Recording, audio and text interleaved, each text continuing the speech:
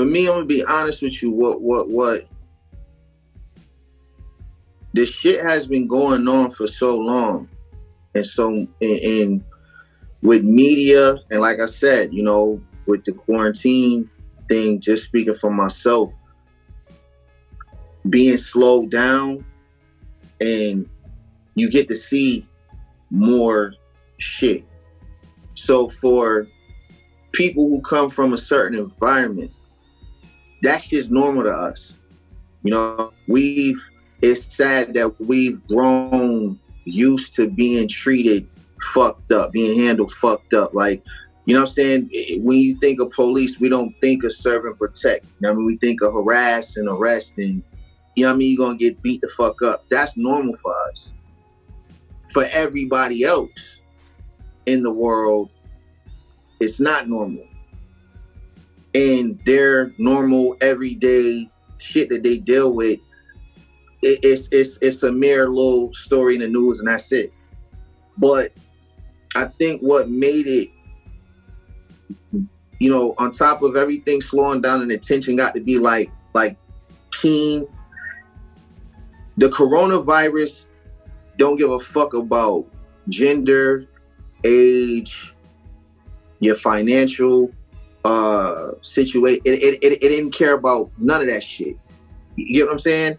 Everybody was in danger. And with something that's attacking not America, but the world had to alter, change, and shut down. People still find time and energy to exercise ignorance and hate. I think that's what really set this shit off. Because again, you got a certain group of people who've been used to this shit, generations of this shit, in so many different forms of police brutality or just being treated as second-class citizens or whatever the case may be. You understand? And it's like, yo, at a time period where we all in danger, we're dealing with something that we don't know about. Like we just knew when it first started that it was killing us. You get what I'm saying? We were naive, but everybody's scared. Everybody's panicked. And it's just like, yo, you telling me that I got to worry about going outside. Think about people who had to still go and work. I got to worry about going outside, catching this shit, bringing this shit to my family. And I still got to worry about this shit. I still got to worry about a routine traffic stop being a potential life and death situation. And that's what I think set everything off. With the youth, what we fail to realize about the younger generation is this. Back in the days, you know, the information, the literature was hidden. It was in books. It's the reason why they didn't want slaves to read. You know what I'm saying? At the end of the day. And then slaves get free. There was still a lack in education. You know what I mean? We didn't get the same equal, and it still continued on, which turned a lot of minorities, a lot of people away from wanting to read. You know what I'm saying? They really make us hate reading as kids, where as we would get older, the information to help us excel in the world or take advantage of opportunities or to know our rights is written. Now we're in an information age. So even if I don't like reading, there's fucking audiobooks. I can listen to the shit. You get what I'm saying? And this generation, this newer generation, they have been raised with this technology. So even though we, you know, older people might think, you know, these kids ain't listening or they don't give a fuck or this, that, and the third, they're a lot more in tune than what we realize. They have a lot more access to the information quicker than we had. You get what I'm saying? So I think seeing the reaction from the youth within this situation proves that, like, these kids aren't lost. It's just misguided energy. You know what I'm saying?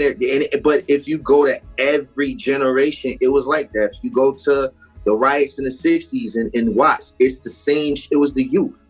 You know what I'm saying? It was the youth. If you look at how old, like, Huey P. Newton and all them was, like, they was young. Freddie Hampton was young. Like, these dudes were young. They were kids. You know what I'm saying? So I think that was just a reality check for all of us as well. Was just like, yo, these kids aren't just on fucking TikTok and they ain't just YouTubing and Fortnite and this and the third.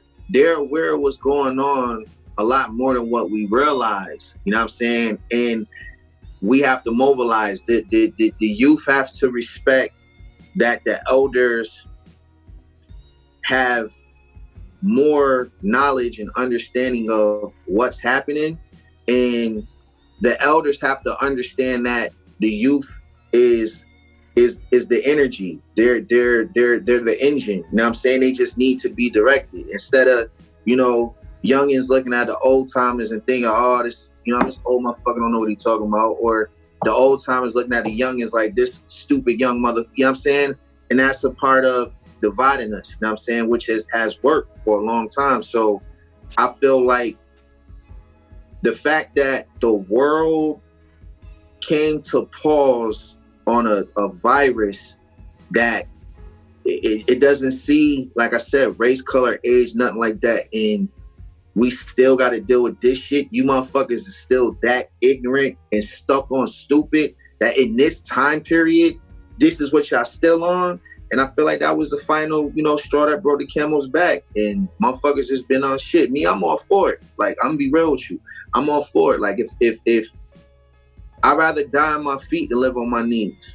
You know what I'm saying? Just, I'm gonna be real with you. Like, I talk that street shit and all that because I come from that. You know what I'm saying? But at the same time, I'm not closed-minded. I'm not a dumb nigga. I'm self-educated. You know what I'm saying? I just also understand that I have to survive within my terrain as well. I might be woke. I might be aware what the fuck is going on. I know that this is a system, this is a trap. But homie down the block don't know that. You know what I'm saying? So he's not my enemy. No black person, no Spanish person, no Latin person. They're not my enemy. I know that they're not my enemy. I know my enemy is somebody else, but he's so calculated and smart. He's 3 degrees away. I still got to survive with what's in front of me at the same time. So we battle in 2 different fronts on a day-to-day basis. But it's like, you know, don't ever get it twisted. I'm willing to protect myself and what I love off the rip. But don't think that just because I'm willing to go at it with someone who comes from the same place as me or looks like me, that I'm intimidated or I'm scared of you. And that's what the energy is right now. And they needed that call. Like, I mean, with social media, a lot of punk motherfuckers that have heart. Like, people get on here and say whatever the fuck they want. So now think of, you know, ignorant, racist people who could say whatever the fuck they want, but would never have the balls to say something like that in front of somebody, which I don't agree with the ignorance, but I can respect somebody who's real about their shit. I can respect a white person who stands on like they shit, win, lose, or draw, because that's real. I might not like it, but I can respect it. But you have a lot of white people that you're not a true racist. You're not a true racist. And now that motherfuckers is getting pressed, people losing their jobs, some people getting their ass whooped, we having a reality check. We gotta think about what the fuck it is that we pushing. Do I really got a problem with these people? What is my reason for having a problem with them? Which really ain't none. It's just systemic. It's been historical. It's been what's been passed down. It's ignorance. They don't know no better. You know what I'm saying? But I'm loving the climate of the country. I'm loving everything that's going on. You know what I'm saying? Because at the end of the day, it forces change. And you have people who are divided. You have people who ain't fond of the violence and the rioting and this and that, because that's all they kind of see. But they don't see beyond that. It's not about the fucking rioting. It's the fact of motherfuckers been marching peacefully forever. And that ain't getting nobody's attention. And why they been marching peacefully, they was getting their ass whooped. They was getting locked up. They was getting sprayed with water. They was getting dogs sicked on them. So why not allow them to feel uncomfortable? If that's the route that we gotta go to sit down and have a civilized conversation, then fuck it. It's game time. Let's do it then. You know what I'm saying? It shouldn't have to come to that. But if this is the way it's gotta go for us to have a fair shot in this country for us to be treated the right way, then fuck it. You know what I'm saying? It is what it is. You know what I'm saying? So I'm all for it and I love it, man. I'll be honest with you. You see my shirt say Caucasian. You know what I'm saying? I'm for this shit, man.